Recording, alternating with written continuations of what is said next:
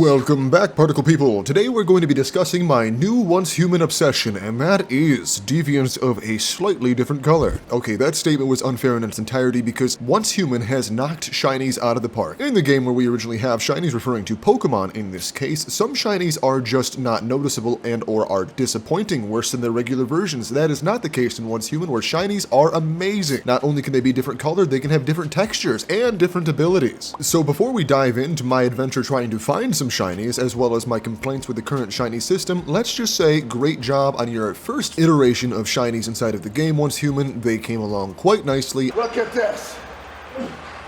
Look at this, it's perfect! I am very excited to find the rest. But that's not to say that I don't have some complaints, because I certainly do. I will complain until the day I die, and I'd like to bring those up in this video. So, today we're going to cover what a shiny is, where you can find these shinies, my experience gathering these shinies, and how much of a pain in the butt it is, what they could do better for the future, and what I'm hoping for. A shiny is a deviant that has a different color and ability which is associated with their rarity. It's important to note that the game does not refer to these as shinies, but rather that is a term that we managed to get from the Pokemon series where these things had occurred first, even though initially in the Pokemon series they were referred to as Radiants. Scratch that, I'm pretty sure that they were called Rare Variants first, but regardless, it sounded like there was no effort put in there. I'm really glad they got called Radiant and then Shiny. Radiant sounds pretty cool though, maybe we can go back to that one. And it is important to note that the difference in ability between a regular and a Shiny in this game is incredibly notable. Those of the Shiny variety are typically substantially better and can just flat out boost your damage, when referring to a Combat Deviant, or may have some special gathering ability referring to a Gathering Deviant. Objection! Sand for days continues to say deviant instead of deviations. Deviations are the ones you capture, while deviants are the enemies. How Phoenix right you are, but nobody really cares. Everyone refers to them as deviants because it's easier and deviation sounds stupid. I'm also going to continue to say Manubus instead of Manibus. Most people will still understand what I mean. I'm sorry if it irks you that much, but you don't have to watch the video. But I love it that you do. Now that I've very calmly handled a fire that was growing in my comment section, let's move on to explaining how you find these rare variants, these radiant deviants, these shiny little buddies. And the process is just as tedious as it is simple. Just like in Pokemon, it is a random chance. Anytime you could get a particular deviant, except for the first time you get one, you have the ability for it to potentially be shiny. So, what are the odds of finding a shiny deviant? While I did look around a bit to see if I could find a concrete rarity, I unfortunately came up with nothing. And despite how long the shiny hunt will be later in this video, I'm going to say, it feels like a shiny variant comes around about once in every 60.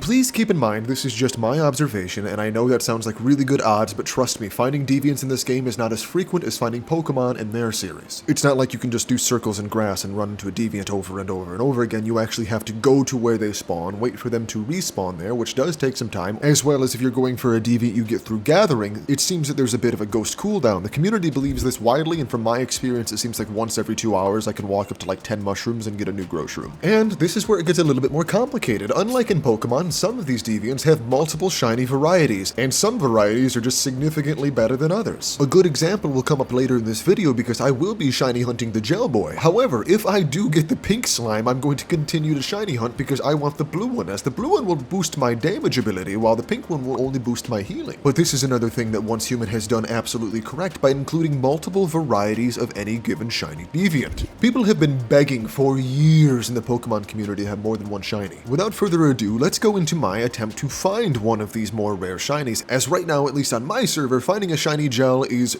everyone's main concern. Now, if you are new to the game and are unsure of where to find these shiny gels, or, regular gels in my case, as I've gotten tons of those, it's going to be off the first boss. And you do not need to do the boss on hard mode in order to find a shiny variant. I decided to go with the easy mode version just because it was quicker to farm, although I think you'd probably get a stronger version of the shiny if you did it in hard mode. And this is where things get really intense, because even though I said I feel like the shinies are about a 1 in 60 drop, you do not get a deviant drop very often here. From my experience, I'm gonna say it's about 15% of the time. It was very rare to get back-to-back deviant drops, although on a couple of occasions I got 2 at the same time, one from the loot drop and one from the floating drop, and trying to find this shiny gel actually filled up my deviant inventory. I didn't realize there was a certain amount of these deviants you could carry, like it was hard capped, but that is the case. This is my inventory after the first, 50 drops? 50 drops taking me somewhere between 250 and 300 kills of this boss. At this point my sanity was dwindling, so I decided to do a hard mode version of this boss with some buddies, actually complete strangers I met at on the server in order to see if I still was, pretty good at this game, if I could drop some DPS. So we went through the hard mode version of this boss, and I gotta say, my computer was not having a super fun time handling some of the rendering here, but I was able to come out on top of the damage, doing a total of over 50%. Hell yeah. Despite my massive deeps, I was not blessed by the Ravenous Hunter God and given a shiny, so I decided that I would keep on farming. But before I returned to doing a Ravenous Hunter shiny, I decided to try my luck at 2 others. This was looking for a Digby by mining, as well as collecting some shrooms to see if I couldn't find a shiny grow shroom. Neither of those turned up in my favor either. Right back to trying to find my shiny gel, I begin killing the evil version of Flubber over and over again. This took about another 15 to 20 drops before I finally found this. That's right, I found over 70 slimes and finally ended up getting a brand new blue slime. It's 1-1, it's not perfect, but it is my shiny, I would love it forever. And this brings me to another crossroads. Per my last video, my favorite deviant is the Grumpy Bulb. However, there is no shiny version of the Grumpy Bulb, and my love for shinies trumps my love of onions. So now I have to use this slime. I'm so sorry, Shrek, I have forsaken you. And also, really quickly, I want it to be known that you can find the shiny inside of the boss loot drop, not just floating as a deviant to capture. I've seen a few people on my server talking about how it's always a floating deviant. It's just misinformation. So what makes the shiny slime so much better than the spherical onion boys that I used to slaughter people with? Well, number one, it's shiny, and I personally just really love shinies. I've collected hundreds, if not thousands of them in the Pokemon series, and I'm not going to stop here in the Once Human series. I will continue to chase shinies to the end of the earth because for some reason I get the most satisfaction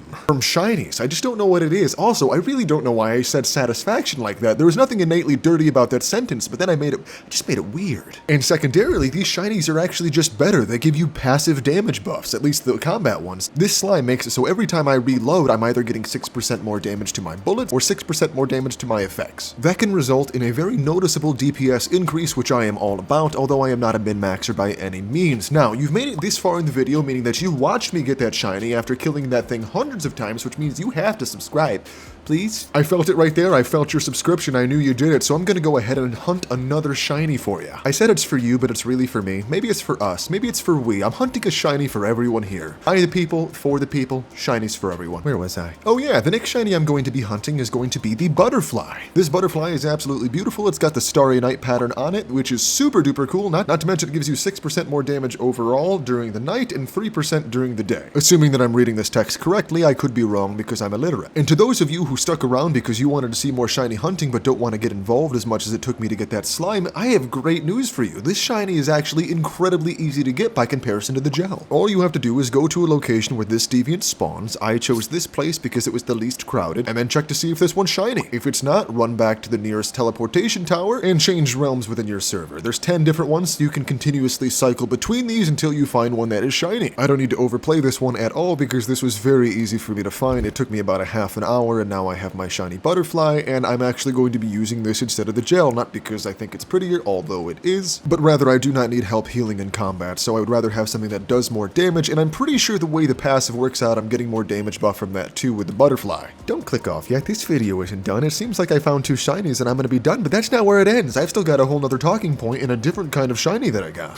So earlier I had mentioned that I had some problems with the shiny system, so let me delve right into that, and that's the fact that they are doing these shinies seemingly at random. Right now, you can only find a few select deviants in a shiny variation, and I think this is ultimately bad for the game. Let me explain. MMORPGs, or any kind of massively multiplayer online game at all, struggle with what's known as the meta. This abbreviated means most effective tactic available from what I understand, and it's just kind of how we consolidate players into a small little box. I personally am not a person who gives a hot damn about the metagame. I like to play the game the way I want to because I'm here for fun, but a lot of people, especially younger people who haven't realized games are just for fun, or hyper-competitive people who have to see themselves on top of the damage boards all of the time, will only play the most effective build they possibly can. Which is why in my last video a lot of people told me how much they love the wolf because it does taunt, but it also boosts their damage. And since then I have noticed that pretty much everyone's using the wolf, or using a shiny that passively boosts their damage. Right now there's only like 3 deviants that most people will use, not to say that they can't use other ones. However, I have started to notice players initiating meta checks. A meta check is any kind of way to remove one person from gameplay, from their group, from their clan, from their whatever you may call it, in this it's a hive or a warband, based off of their perceived item level, saying, hey, you're not strong enough, you're not playing in the meta way, so we don't want you. Which is perfectly fine. Players are allowed to play however they want, and with people however they want. If they don't want to play together based off the other person's playstyle, they are more than entitled to not do so. But obviously this will create social pressure, so you will either conform or you will play with a smaller pool of people. I personally believe that build diversity is one of the things that makes massively online multiplayer games so special. Everybody gets to show their own colors and play their own way. And that's why I believe that we need to kind of fight against these stagnation pools. You have to have everything balanced within a certain percentage of each other, that way they are all viable options in some way or the other. And when it comes to these deviants, we have to ensure that one's not notably better than all the others. Which is hard to say right now because you're either running a shiny or the wolf. Those are the two options you have, even though there's two separate shinies that are both pretty good. So we kind of either have to nerf this wolf or have across the board buffs, or a solution that makes me even happier to say, why not make more shinies? Once human, hear me out. I fully advocate for the way you're currently doing shinies with just one little caveat. I think that it's great that certain shinies are only available in certain seasons and scenarios. You should certainly keep doing that. The rarity of the shiny will make players feel awesome about having it. Or maybe facilitate some very cool trades down the line, who knows? It'll be good for the economy. But you also need to keep in mind that people have formed some bonds with these things. I know it sounds silly to say about a video game, but everyone has a favorite deviant and it should be at least semi-viable. Now, to allow people to also be more powerful with deviants that are a bit better, as well as collect a shiny version of their favorite deviant, I think it's imperative you have baseline shinies for the entire game. These shinies should be consistent between seasons and always available no matter what server you're playing on, assuming that deviant shows up on that realm. And this would be good for everybody. You'd give the players the ability to find the shinies that they want, and you'd get a bunch of different advertising and merchandise options down the line. I think it's easy to see more people would play your game for more hours if we had more shinies to hunt, especially those that we have some kind of connection to. By no means is this some kind of roundabout way to get a shiny onion into the game because once human has blocked me after I've been spamming them with messages about adding a shiny onion. I swear that is not the case. And now I definitely understand there are some people out there that do not want shiny things to have a special buff that makes it better in any way, shape, or form, but keep in mind, this is completely optional and there are other easier ways to up your power. These deviations offer a bit of power, but it's a lot less than what you'd get from upgrading your mods or finding rarer mods along the way, which have a much lower drop chance of actually containing what you're looking for. Long story short, either nerf the doggo or add more shinies. That's my political campaign, elect San for days 2024. But there are some people who will say that's too much of a workload to expect that to be implemented anytime soon, and to that I say, have you seen what they've done with fishing? Because that's where we're connecting this whole video. It's fishing shinies. Much like the fish that I caught previously, the giant Oscar that I named Asmongold, there are shiny fish and there's just a whole bunch of them. While I was filming this video, I found a shiny bass, and this one happens to be an albino black bass. It's actually labeled as a pure white black bass, which makes no sense to me, but hey, ebony and ivory. I promise I'll never sing again, I am so sorry. If we have shiny fish, why can't we have shiny deviants? More of them, I mean. Another thing I'd like to critique is just how the shiny deviants are currently working with their bonus abilities, because it feels like it's just directly correlated to damage, and I think you could do a lot more than that. Damage and healing are cool and all, but let's do more. Let's make it more complex than just changing some numbers a little bit. Maybe if you throw your onion and it happens to be a shiny variation, then you're going to start making onion smell everywhere, which leads a cloud of smoke that hurts everyone that's around you. That already kind of happens around the onion itself. Why not allow you to leave a stink trail like your Sins from League of Legends? Maybe a different version of a shiny butterfly could make it so you jump slightly higher. Maybe a version of a shiny gel could make it so you don't take falling damage. And like, it's super niche because you can already glide whenever you want to, but I think some people could have a lot of fun by jumping off really tall buildings and not taking any falling damage. Hell, I'd probably use that for a bit just because gliding takes too long and catching myself is too much work. Hell, maybe that dreaded doggo that I don't care very much for could boost your vehicle speed by 5%. I know you could get to some wicked speeds if that was the case. Obviously, I'm not a developer in any meaningful sense of the word, so all of these things would have to be heavily tested before you could actually implement them, but I think it might be a bit more fun than just having flat numbers boosts. But tell me what you think in the comments. Do you think shinies are good for the game, or do you think that they may be a plague? Can we at least agree that the doggo is a bit overpowered in its current state? And can we at least agree that they need to add a shiny onion to the game as soon as physically possible? Or digitally possible, I should say. With all of that said, this has been San for Days. I'm Course and I get everywhere. Bye-bye now.